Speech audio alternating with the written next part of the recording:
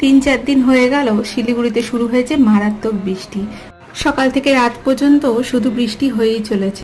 এই কয়দিনের বৃষ্টিতে এত হারে ঠান্ডা লাগছে, মনে হচ্ছে শীতকালটা যেন চলেই আসলো। বেশ অনেকদিন ধরেই যেহেতু আমি পায়েস রান্না করি না, তাই আজকে বেশ একটু শীতকালের মতো খেজুরের গুড় দিয়ে পায়েসটা রান্না করতে ইচ্ছে হলো।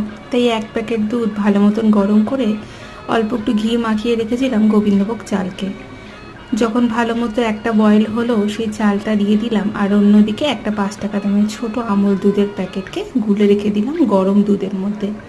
চালটা যখন বেশ ভালো মতন সেদ্ধ হয়ে গেল, তার মধ্যে গুড় আর চিনি দুটো মিক্সড করে একসাথে দিয়ে দিলাম। প্রথমে গুড়টা দিতে ভয় পাচ্ছিলাম, যেহেতু 1 বছরের পুরনো, তাই মনে হচ্ছিল যদি ফেটে যায় তাহলে আমার পুরো পায়েসটাই নষ্ট হয়ে যাবে। কিন্তু গুড়টা যেহেতু ফ্রিজে রেখেছিলাম দিব্যি ভালো ছিল, তাই আজকে গরম গরম খেজুরের গুড়ের পায়েস আমার বাড়িতে তৈরি হলো।